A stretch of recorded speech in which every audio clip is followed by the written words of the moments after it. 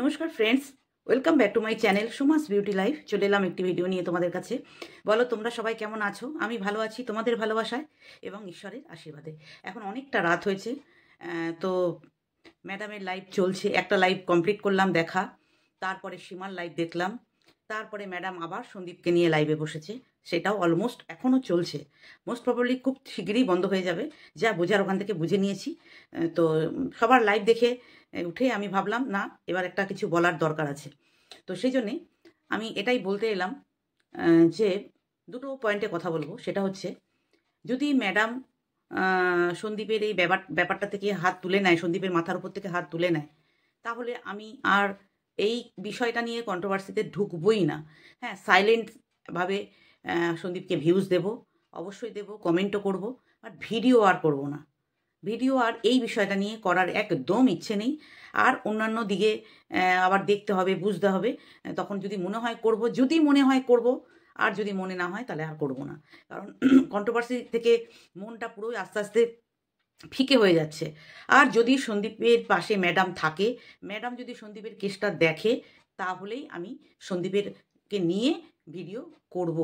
আর আর গামলাকে নিয়ে যেটুকু যা বলার, ওর যেখানটায় খুব ভুল মিথ্যে দেখাচ্ছে, সেগুলো যদি মনে হয় আমার বলার মতো প্রয়োজন হয়, তাহলে বলবো, অবশ্যই বলবো। আর যদি মনে না হয় তাহলে বলবো না। আর যদি ম্যাডাম না থাকে, তাহলে তো কোনো প্রশ্নই আসে না। আমি এই টপিকটা থেকে পুরোই বেরিয়ে যেতে চাই। একদমই আমি আর এই বিষয় নিয়ে কথাই বলবো না। আর অন্যান্য মানুষদের নিয়েও আমি জানি না কাকে নিয়ে কি বলবো না বলবো। কারণ কারোর যদি কোনো কিছু দেখি ভুল, অন্যায়, মিথ্যে, অনাচার কিছু হচ্ছে, যদি মনে হয় তাহলে বলবো।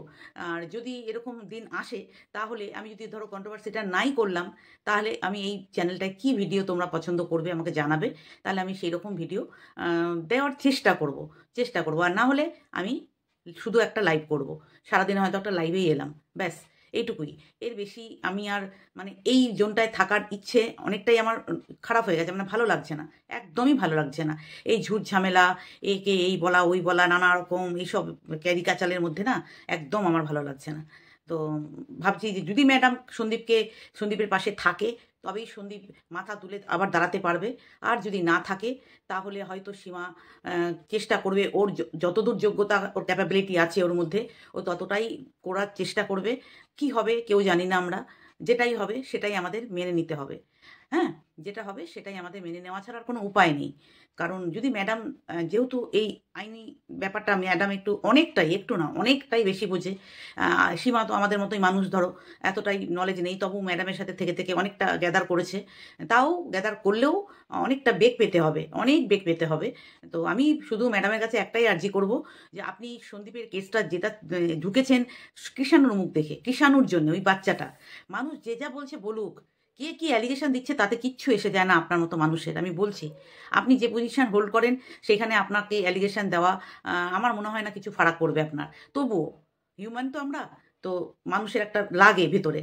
তো সেইখান থেকেই আপনি একটা নিজের মনের ইয়েটা জানিয়েছেন, এবং আপনার কর্মস্থান যেটা, মেন কর্মস্থান যেটা আপনার, সেইখানটা থেকেও যখন একটা নোটিশ বা কোনো আজ্ঞা এসছে যে আপনাকে এই কেসটা থেকে উঠে যেতে হবে, তো সেই জায়গাটা যেটা আপনি বললেন। তা আমি সীমার লাইভটা পুরোটাই দেখেছি, অনেকটাই দেখেছি, পুরোটা বলবো না, সরি। ওইটা দেখতে দেখতেই আপনার লাইভটায় ঢুকে গেলাম। সীমার লাইভটা দেখতে দেখতেই আপনার লাইভটাতে ঢুকে গেলাম।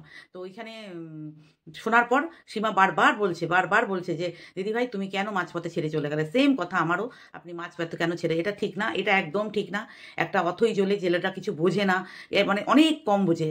এখনকার ছেলেরা যে ধরনের এই আইন ব্যাপারটা কিছুটা হলেও বোঝে, সেই দিক থেকে সন্দীপ কিছুই বোঝে না। সেই রকম একটা ছেলেকে আপনার যতই যা হয়ে যাক, আপনার ছেড়ে বেরিয়ে যাওয়া, আপনার প্রফেশনেরটা আগে, অবশ্যই আপনার প্রফেশন আগে। তো আগে নিজেরটা বাঁচিয়ে তারপরে যেটা যেভাবে হোক, যেভাবে মানিয়ে হোক, চিঠি করে হোক, কনভিন্স করিয়ে হোক, যেভাবে হোক আপনি সন্দীপের পাশে থাকবেন, এটা আমার বিনীত, বারবার আমি বলেছি। আর সীমারও তাই একই বক্তব্য। ইভেন আরও যত কন্ট্রোভার্সি ক্রিয়েটার যারা সন্দীপকে ভালোবেসে এসছে এতদিন, সবারই একই মত। আপনি থাকুন, এবং ওর পাশে থাকলে অনেকটা মনের জোর, ওর অনেকটা উপকার হবে। এটাই আমার একটা বিনীত আর্জি আপনাকে। যদি আপনি না থাকেন, তাহলে আমি আর ভিডিও এদেরকে নিয়ে করব না। হ্যাঁ, ভিউজ অবশ্যই দেবো। বলার আর ইচ্ছে আমার থাকবে না কিছু, পজিটিভও না নেগেটিভও না, কোনোটাই বলার ইচ্ছে আমার থাকবে না। আর করবো কিনা আমি নিজেও জানি না, আমার একদম মন মানসিকতা আমার একদম তলানিতে গিয়ে ঠেকেছে। এখন আরও সুন্দরভাবে ভিডিও করার রাস্তা আপনি তৈরি করে দিয়েছেন, বাট পারছি না। কিছু একটা হচ্ছে ওয়াইটির মধ্যে, যেখানে ভিডিও করতে আর ইচ্ছে করছে না। বুঝতে পেরেছেন? তো যাই হোক, আমার বক্তব্যটা আমি বলে দিলাম। তবে হ্যাঁ, সর্বশেষে যে দ্বিতীয় টপিকটা নিয়ে কথা বলবো, সেটা হচ্ছে আমাদের বাংলাদেশের ভাই সীমাদিকে ভীষণ ভালোবাসতো। তো ও যা ভিডিও করছে, সমস্ত অ্যালিগেশনটা সীমার উপরে সে বর্তাচ্ছে। এটাই হয়, আমার সাথেও হয়েছে এরকম। কে কোন দিক দিয়ে কে ভিডিও করছে, যে আমি শিখিয়ে দিয়েছি। আরে তার সাথে আমার কথাই হয়নি কোনোদিন, তাকে আমি শিখিয়ে দিচ্ছি যে আমি নাকি করতে বলেছি। এরকম ওয়াইটিতে হয়। তো যদি ভালোবাসার মানুষ হয়, যেহেতু ওই বাংলাদেশের ভাই সীমাকে ভালোবাসে, দিদি দিদি করে বা অনেক দিনের সম্পর্ক, সেই ক্ষেত্রে ওরা যেহেতু আরও এই ধরনের ভিডিও করেছে, তাতে সীমার উপর অ্যালিগেশনটা এসে পড়েছে। এটা ঠিক নয়, 1 নম্বর। 2 নম্বর, আমি ওই ভাইকে বলছি, বাংলাদেশে যে ভাই অনেক তথ্য সঠিক এনে দিয়েছে, চাই সন্দীপের স্ত্রী সম্বন্ধে, ওর ওর যে পরকীয়া করা যে ছেলেটা, সে তার সম্বন্ধে যা যা তথ্য এনে দিয়েছে, অনেকটাই অংশে ঠিক। বাট আমি সেই ভাইয়ের উদ্দেশ্যে একটা কথা শুধু বলতে চাই, ভাই তোমার তো এতদিন মুখ দেখিনি, বাট এতদিন বাদে তুমি মুখ দেখিয়েছো, নো ডাউট তোমাকে জেন্টলম্যান লাগে দেখতে, বাট তুমি মুখ থেকে যে কথাগুলো বার করেছো ম্যাডামের উদ্দেশ্যে, তুমি বার করেছো এবং আরেকটি মেয়েও বার করেছে, তোমাদেরই বাংলাদেশেরই একজন। তো তোমরা যে ধরনের কথা বলেছো, তোমরা এখন বুকে হাত দিয়ে বলো তো যে তোমরা ঠিক বলেছো কিনা কথাগুলো। যেই মানুষটা কে তোমরা মাতাল বলে সম্বোধন করেছো, তোমরা শিক্ষিত না? তোমরা তো পড়াশোনা করেছো নাকি? পড়াশোনা তো করেছো। যারা অলরেডি এখানে ড্রিঙ্কস করে তাদেরকে বলো, তুমি কি ম্যাডামকে ড্রিঙ্কস করতে দেখেছো যে তুমি তাকে মাতাল বলবে? আর ড্রিঙ্কস করলেও মাতাল হয় না, যারা মাতলামি করে তাদের মাতাল বলা হয়। তুমি এই মানুষটাকে মাতাল বলে সম্বোধন করেছো। ছি, এই কথাটা না মানা যায় না। তারপরে কি বলো তো, যদি তুমি জানতে, যদি তোমার সাথে কথাবার্তা হতো, তুমি জানতে যে হ্যাঁ এরা ওই ধরনের ড্রিঙ্কস করে খায়, তাহলেও যে তোমার কাছে কোনো ইনফরমেশন আছে, তাহলেও মানুষ ভাবতো যে হ্যাঁ না বলেছে, নিশ্চয়ই জানে। তুমি কি সত্যিই জানো যে উনি এরকম ড্রিঙ্কস করে? আরও অনেক কিছু বলেছো, এগুলো তোমার কাছ থেকে আশা করা যায়নি। দেখো, কন্ট্রোভার্সি ক্রিয়েটাররা কন্ট্রোভার্সি করবে, এটাই স্বাভাবিক। তুমি সেই রকম মানুষকে, যেমন যারা নোংরামি দেখাচ্ছে তাদেরকে করছো, কিন্তু আমাদের ম্যাডাম তো আর কন্ট্রোভার্সি ক্রিয়েটার নয় যে তুমি তাকে নিয়ে কন্ট্রোভার্সি করবে। তুমি এটা করে অন্যায় করেছো বলে আমার মনে হয় যে এতটা নিচে নামা উচিত ছিল না, তোমার এতটা নিচে নামা উচিত ছিল না। মানুষের দুটো কথা বলা যেতেই পারে। তোমার যেটা খারাপ লেগেছে, তোমার ম্যাডামের কোনো বিহেভিয়ারে হোক, কোনো কথাতে হোক, যেটা তোমার খারাপ লেগেছে, সেইটা বলার অনেক রকম ওয়ে আছে, অনেক রকম রাস্তা আছে। তুমি এমন একটা নোংরা রাস্তাতে, নোংরা ওয়েতে তুমি কথাগুলো বলেছো, যে কোনো মানুষের আত্মসম্মানে লাগবে। যার জন্য যেই মানুষটাকে তুমি ভালোবাসছো, সন্দীপকে, সেই মানুষটা, সন্দীপকে ভালোবাসছো মানে আলটিমেট কৃষাণু, সেই ম্যাটারটা থেকে ম্যাডাম যদি সরে যায়, তোমার কোনো আইডিয়া আছে তুমি পারবে ওখান থেকে লড়তে? ওখান থেকে পারবে তুমি? না এইখানে আমাদের মতো ঘরোয়া হাউসওয়াইফ যারা আছি, আমরা পারবো? হ্যাঁ, কেউ কেউ হয়তো পারবে, খুব কুটি কত। তাও ম্যাডামের মতো ওই লেভেলে গিয়ে কাজ করা সম্ভব না। কারণ আমি ম্যাডামের সাথে ঘুরেছি, দেখেছি। হ্যাঁ, তো আমরা কোনো পুলিশ স্টেশনে গেলে আমাদের চেয়ার দেবে না গিয়ে যে হ্যাঁ বসুন ম্যাডাম, এটা দেবে না। আমাদের দাঁড়িয়ে থাকতে হবে, আমাদের বলতে হবে। আমাদের ব্যাপারটা আলাদা, ম্যাডামের ব্যাপারটা একটু আলাদা, ঠিক আছে? ওনাকে অনেক জায়গায়, বিভিন্ন জায়গায় ঘুরে ঘুরে কাজ করতে হয়। আর তুমি সেইখানে সেই মানুষটাকে তুমি ভুল বুঝে তুমি এইরকম একটা বাজে অ্যালিগেশন দিয়ে কথা বলেছো, এটার জন্যে আমার মনে হয় তোমার সরি চেয়ে নেওয়া উচিত।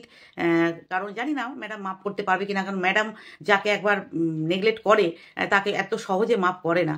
তো জানি না তোমাকে মাফ করলে বা না করলে তোমার কোনো কিছু এসে যাবে না, মেবি তোমার কিছু যায় আসবে না, এটাও আমি হয়তো জানি। বাট ম্যাডামেরও কিছু যায় আসবে না। বাট আমি চাই না যে তুমি একটা ইয়াং ছেলে ওখানে বসে, তোমাকে অনেক ভিডিওতে আমি সাপোর্ট করেছি। অনেক ভিডিও যখন তুমি গামলাকে নিয়ে ভিডিও করেছো, তুমি যখন ঘোড়ামুখীকে নিয়ে ভিডিও করেছো, কিছু কিছু ঘোড়ামুখীর ভিডিওতে আমি কমেন্ট করিনি, স্পেশালি ওই ফোকলা আর গামলাকে নিয়ে যখন ভিডিও করেছো, তখন কিছু একটা দুটো তিনটে চারটে ভিডিওতে আমি কমেন্ট করেছি, খুব কম করেছি, বাট একটা দুটো করেছি। বাট এই যে ভিডিওটা করেছো না তুমি এবং তোমার আরেকজন কো ক্রিয়েটার, যে বাংলাদেশেই থাকে, তো এইরকমভাবে বলার আগে না, মানুষকে অ্যাটাক করার আগে 1000 বার ভেবে করবে, ঠিক আছে? তোমরা হয়তো ভাবছো তোমরা বাংলাদেশে থাকো বলে হয়তো তোমাদের পর্যন্ত পৌঁছাতে পারবে না।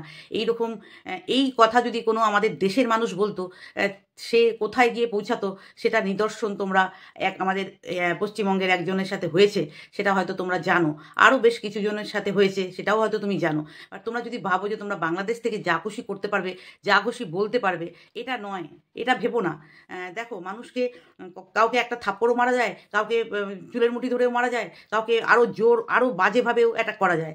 তো ম্যাডাম কোনভাবে কাকে কোন দিক দিয়ে কী করবে তোমরা হয়তো ভাবছো, এত লাইটভাবে নেওয়াটাও ঠিক না, মানুষকে এত লাইটভাবে নেওয়াটাও ঠিক না।